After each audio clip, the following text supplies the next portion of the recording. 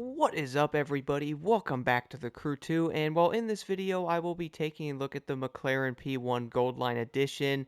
I am honestly mind blown we have another McLaren P1 in the game. This thing actually released in the regular game when it first came out, so it's kind of insane we finally have a different version of it.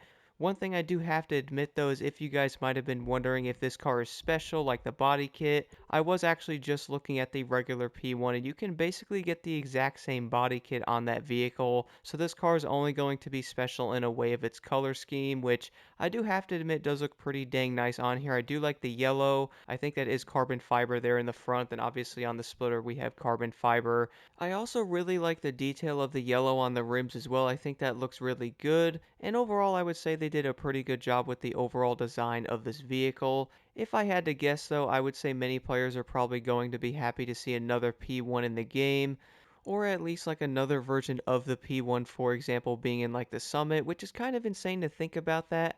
We have actually never had a McLaren P1 Summit vehicle, most likely because there's a lot of Bugattis out there, but nonetheless though guys, I would say this is going to be a car worth going after, especially due to the fact that we can actually get the motor passes now with in-game money. I am so glad Ubisoft did that. That is awesome. I really wish in some way other games would follow that suit, but then again, the currency and how those games are is probably going to make that a bit of a challenge. But anyway, though, let's go do an outside look of this P1 right now, and then take this thing on a quick top speed test in the desert. And then we definitely have to jump into the Hollywood Hypercar event just to see how this new McLaren is going to handle.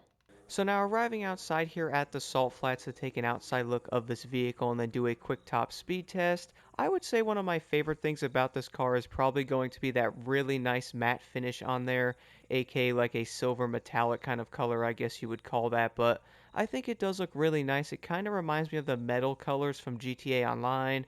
And then when it comes to the interior view of the McLaren P1 Gold Line Edition, I was noticing that there is going to be more yellow in this car here. So as you guys will notice on the seat there plus the side, it is going to be yellow, which is pretty nice. I noticed with the regular McLaren P1, which by the way you actually can upgrade the interior in that vehicle, is not going to have the yellow on the car like that unless you do customize it. So the interior in this car is definitely going to look really good, and I actually do prefer the P1's interior over some of the other McLarens, even though most of them actually look pretty dang similar.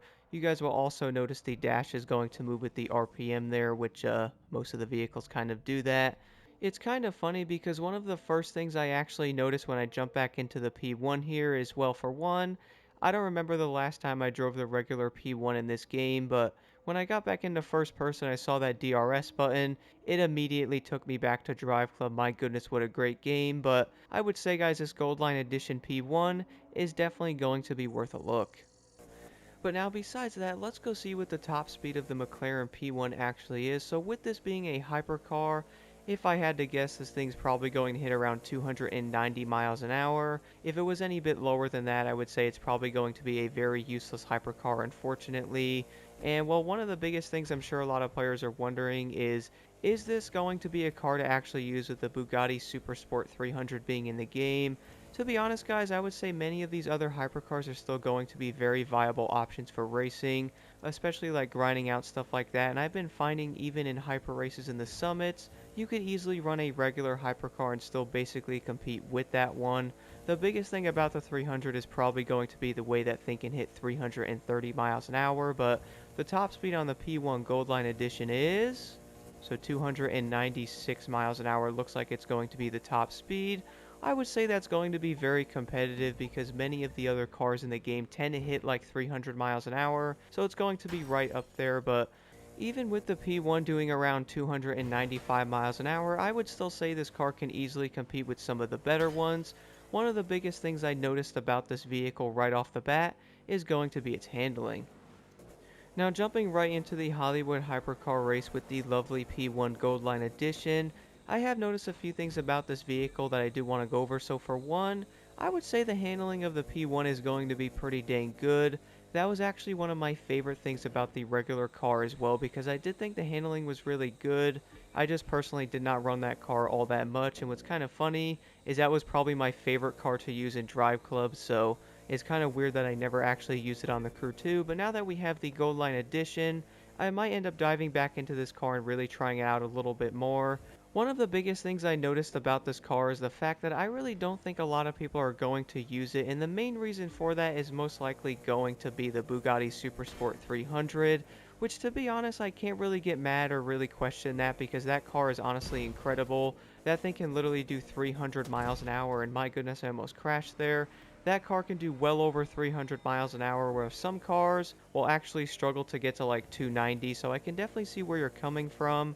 I really don't want to see some of the other hypercars basically fall into a pit though, because I feel like some of them are still pretty dang good. Like, for example, the P1 here is still a pretty awesome car to use, and I mean, it's also technically, well, it's not really free, so to speak, in the Motor Pass, but now that you can actually buy it, I would say you can actually get the Motor Pass in a way for free now, which is pretty awesome. So if you were grinding out races for money and followers and or maybe even parts, I would say the P1 would be a nice change of pace.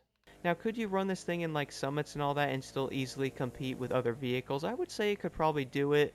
I might end up trying this car out in the future in summits, but I normally don't use vehicles from motor passes and summits and all that, but now that you can actually buy the motor pass with in-game money, I might end up jumping into this vehicle in some summit races to see how it might actually compete, because I have been noticing most of the leaderboards are basically filled with the Bugatti, which I can definitely understand why, but I really would like to see some of the other hypercars really come out of this pit, because I feel like some of them are actually pretty dang good for the most part. Anyway guys, let me know your thoughts about this P1 Gold Line Edition in the comments below, and here are the settings I'm currently running on this vehicle.